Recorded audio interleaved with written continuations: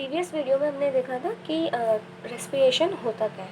अब हमने देखना है gaseous exchange in plants and respiration in animals.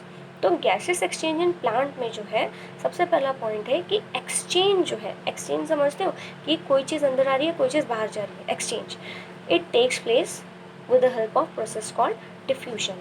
Now what is diffusion? तो ऐसा इमेजिन कर लो जैसे कि एक ये मेम्ब्रेन है, ठीक है। एक सेल इमेजिन कर लो कि ये एक बड़ा सा एक सेल है, ठीक है। यहाँ पे एक आउटलाइन ऐसे इमेजिन कर लो, ये inside of the cell and this is the outside environment of the cell. एक कुछ मॉलिक्यूल्स वहाँ पे प्रेजेंट है, जैसे कि मान लो वाटर है और शुगर है। तो वहाँ पे वाटर है कितना तो भी उसका हमें लेन देना नहीं है, 10 मॉलिक्यूल्स ऑफ शुगर है वहाँ पे बस। और आउटसाइड एनवायरनमेंट में कितने मॉलिक्यूल्स है शुगर के? 50 मॉलिक्यूल्स है।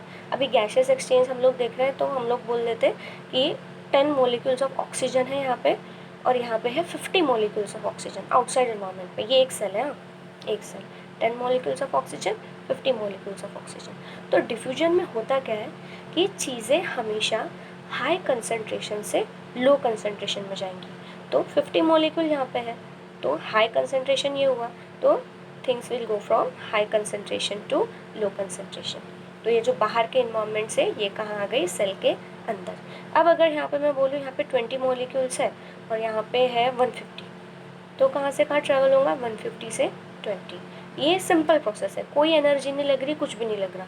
बस क्या है, यहाँ पे ज़्यादा है, यहाँ पे ज़्यादा है, यहाँ पे कम है, तो जहाँ ज़्यादा है वहाँ इसको दे दो, ठीक है। तो ये हुआ डिफ्यूजन। तो गैसेस एक्सचेंज जो है प्लांट में वो होता है सिंपल डिफ्यूजन की मदद से। प्लांट के अब 3 मेन इंपॉर्टेंट पार्ट है, देखो रूट्स है, स्टेम्स है and leaves. Root, stem and leave, ये तीनों रहेंगे जो रेस्पिरेशन के लिए इम्पॉर्टेंट रहेंगे। तो अगर हम लीव की बात करें तो ये हुई हमारी लीव।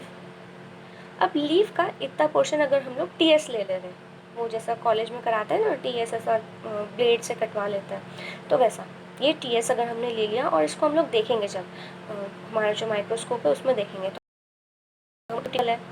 फिर यहाँ पे अपर एपिडर्मिस है, यहाँ पे बीच में बहुत सारे सेल्स हैं, यहाँ पे जाइलम फ्लोएम भी आता है पर इम्पॉर्टेंट नहीं था इसलिए भी बनाया नहीं है। जाइलम फ्लोएम भी रहता है यहाँ पे, वैस्कुलर बंडल यहाँ पे रहता है। फिर ये हो गई लोअर एपिडर्मिस, लोअर एपिडर्मिस के नीचे भी यहाँ पे रहता है क्यूटिकल। तो most of the plant angiosperm की बात कर रही हूँ कि मोस्ट ऑफ द एंजियोस्पर्म में जो लीफ का लोअर सरफेस ऑफ एपिडर्मिस है वहाँ पे हमको देखने के लिए मिलते हैं स्टोमेटा। ये है स्टोमेटा। और ऐसा नहीं है कि अपर सरफेस में देखने के लिए नहीं मिलते हैं, अपर सरफेस में भी मिलते हैं पर थोड़े कम क्वांटिटी में, या फिर कुछ कुछ प्लांट्स में मिलते ही नहीं अपर सरफेस में। तो लोअर सरफेस में मोस्टली हमको क्या देखने के लिए मिलता है? स्टोमेटा। और ये स्टोमेटा इसेंशियल है किस चीज़ के एक्सचेंज के लिए? Carbon dioxide and water vapour. तो यहाँ पे होता क्या है? कार्बन डाइऑक्साइड, ये बाहर का एनवायरमेंट है, ये सब बाहर है, एयर है यहाँ पे, और ये प्लांट के अंदर का एनवायरमेंट ये इधर का, ये है रेस्पिरेटरी सर्फेस हमारी। ये देखो ये रेस्पिरेटरी सर्फेस है, देखो सिंपल एकदम थिन है। यहाँ पे क्या होता है? CO2 जो है ये अंदर चले जाता है इस तरीके से। और वाटर वेपर भी क्या होते हैं? वो हम पढ़ते हैं ना ट्रांसपिरेशन, तो वाटर वेपर ऐसा बाहर आ जाते हैं, तो वाटर वेपर यहाँ पे एक्सचेंज होता रहता है।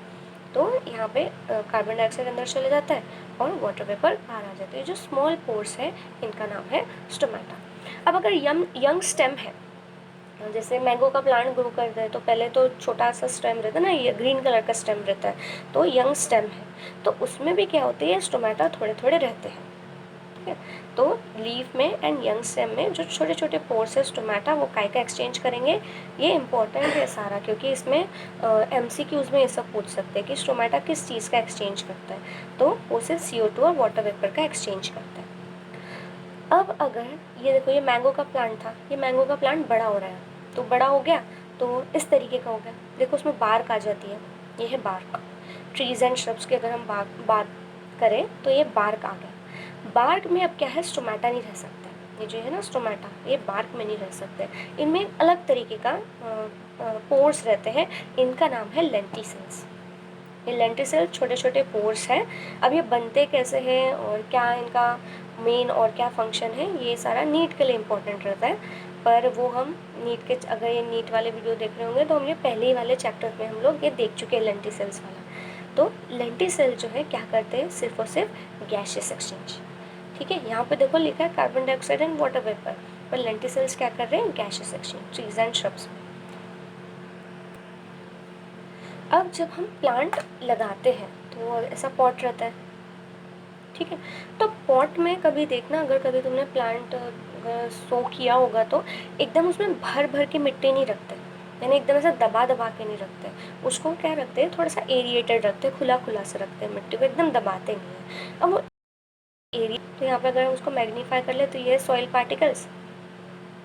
अब बीच बीच में देखो ये जगह छूट गई, ये जगह छूट गई, तो यहाँ पे क्या रहेगा हमारा, एयर। एयर में क्या रहता है, ऑक्सीजन।